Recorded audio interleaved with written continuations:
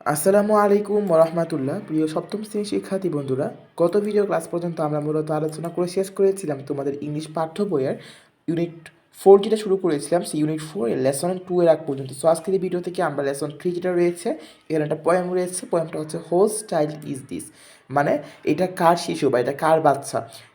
এই যে এই পাঠটা রয়েছে সেই পাঠটা নিয়ে আমরা আলোচনা করবো এবং আলোচনার সামনে এগিয়ে নিয়ে যাবো। সো বন্ধুরা, চলো বেশি কথা না বাড়িয়ে আমরা আমাদের আলোচনা শুরু করে দিই। তো ফার্স্টে দেখো এখানে একটা অ্যাক্টিভিটি এ রয়েছে, বলা হচ্ছে রিড দ্য পোয়েম অ্যালাউড, মানে জুড়ে জুড়ে পোয়েমটা পড়ো and then recite it to the class, এবং এটা ক্লাসে আবৃত্তি করো।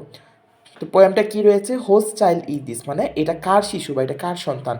Hose child is this, I asked one day, sing a little one put at play, মানে আমি একদিন একজনকে জিজ্ঞাসা করলাম যে এটা আসলে কার সন্তান বা এটা কার বাচ্চা।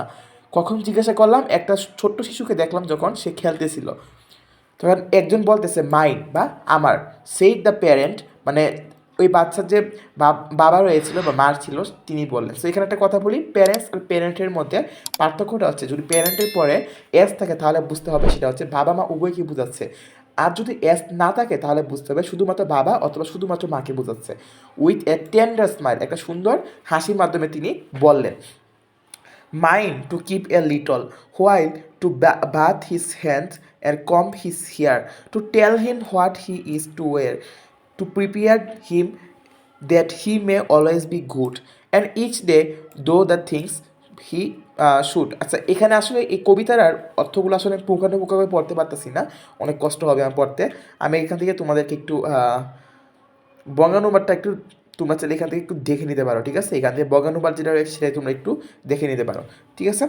সো আমি জাস্ট এখান থেকে একটু পড়ে দিই, তাহলে তোমরা একটু আশা করি বুঝতে পারবা। Host child is this, I asked again, মানে হোস্ট চাইল্ড ইজ দিস মানে কি, যে আমি এই শিশুটা কার এটা আমি আবার জিজ্ঞাসা করলাম। As the door opened and someone came, যেহেতু দরজাটা খোলা ছিল এবং কেউ একজন আসলো ভিতরে আসলো এবং বলল মাইন বা আমার। Said the teacher with the same tender smile, মানে শিক্ষককে বলল একটা সেরকম একটা সুন্দর হাসি দিয়ে। Mine to keep just for a little while, to teach him how to be gentle and kind, এবং তাকে শিক্ষা দিবেন যে কীভাবে ভদ্র হতে হয় এবং যে দয়ালু হতে হয়। To train and direct his dear little mind, ঠিক আছে? তার যে ছোট মানে মনটা রয়েছে এবং তার যে মাইন্ডটা রয়েছে সেই মাইন্ডের মধ্যে সরাসরি আপনি প্রশিক্ষণ দিবেন বা ট্রেন করবেন। To help him live by every rule, তাকে সাহায্য করবেন প্রতিটা নিয়ম বা শর্ত মেনে বেঁচে থাকার জন্য। And get the best he can from school, এবং সে যাতে স্কুল থেকে অনেক ভালো হয়ে বের হতে পারে। Whose child is this, I asked once more, আমি আরও একবার জিজ্ঞাসা করলাম যে এই শিশুটা কার। Just as the little one enter the door, এবং এই কারণে এবং ছোট্ট একজন এই মানে দরজা দিয়ে প্রবেশ করলো। আওয়ার্স, ঠিক আছে? আওয়ার্স মানে হচ্ছে আমাদের। সেই the parent and the teacher as they smiled, ঠিক আছে? এর each took the hand of the little child. Ours to love and train together, ours this blessed task forever, ঠিক আছে? সো এটা আশা করি তোমরা বুঝতে পেরেছো।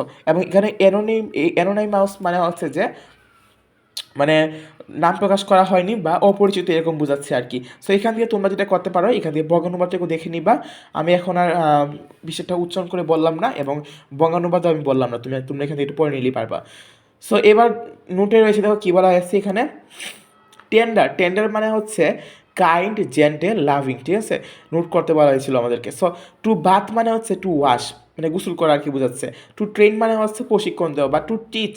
ব্লেসড মানে হচ্ছে নোবেল, ঠিক আছে? ব্লেসড মানে হচ্ছে তোমার বেস্ট মানে কী কীরকম বোঝায়, যে মনে করো দয়ালু বোঝায় কিংবা একটু ভালো কিছু বোঝায় আর কি। সো এটাই হচ্ছে নোবেল কী বোঝাচ্ছে। এরপরে অ্যাক্টিভিটি বিটা কী বলা হয়েছে, read the poem silently and answer this question.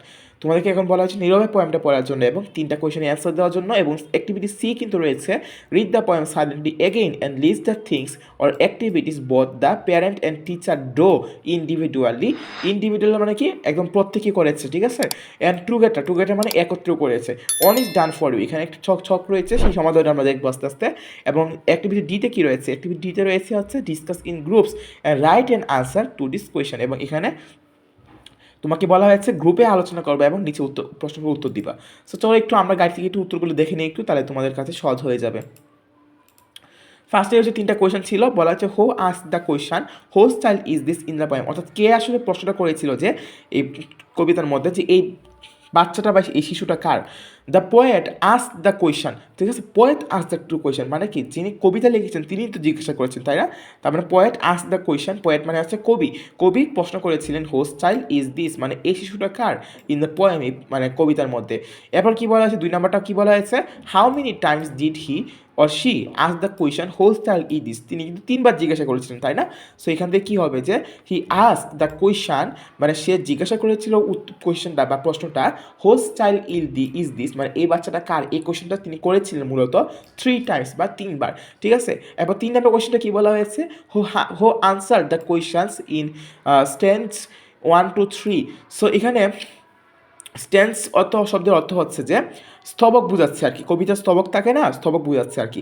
So parents answer the questions in stanza A, stanza 1, teacher answer the questions in stanza 2। On the contrary, অপরপক্ষে both parents and teacher answer the question in stanza 3, মানে প্রথম যে স্তবকটা ছিল সেখানে শুধুমাত্র একজন অভিভাবক বলেছিল যে এই বাচ্চাটা আমার।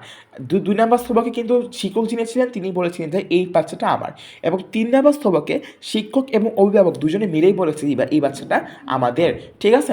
সো এবার ধরে আমরা অ্যাক্টিভিটি সিটা যদি চলে যাই, বলা হয়েছিল যে এখান থেকে আমাদের কাজ করতে হবে। সো কাজটা দেখো কি বলা হয়েছে যে হোয়াট দ্য প্যারেন্টস ডাজ মানে আসলে বাবা মা কী করেন, সো এগুলো আসলে কবিতা থেকে বসাতে হবে এনে। সো এখানে তোমাদের জন্য উত্তরটা লিখে দিয়েছি, হোয়াট দ্য টিচার ডাজ শিক্ষক বা শিক্ষিকা কী করেন, what both the parents and the teacher do. So এখানে 3টা স্তবক ছিল না কবিতার মধ্যে, সো এই 3টা স্তবক তোমরা এখান থেকে আলাদা আলাদা করে কে কী করেন বাচ্চাটার জন্য সেটা তোমরা এখান থেকে একটু লিখে দিতে পারো, ঠিক আছে। সো দেখো ফার্স্টে রয়েছে গিভস এ বাথ, ঠিক আছে, বাবা মা কী করেন, গিভস এ বাথ মানে গোসল করিয়ে দেন। কমস হিজ হিয়ার মানে চিরুনি দিয়ে মাথা আশ্রিয়ে দেন, কমস শব্দের অর্থ হচ্ছে আশ্রিয়ে দেওয়া।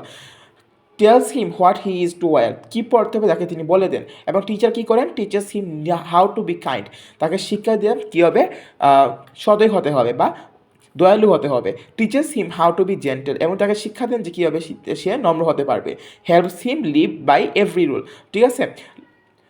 লিভ বাই মানে হচ্ছে যে মেনে চলা বোঝাচ্ছে আর কি, যে মানে জীবনে যে রুলগুলো ছিল বা যে নিয়মগুলো থাকবে সেই প্রতিটা নিয়ম মেনে চলাটাকে তিনি প্রশিক্ষণ দিয়ে থাকেন। সো লিভ বাই মানে হচ্ছে এই যে লিভ বাই মানে হচ্ছে মেনে চলা, ঠিক আছে।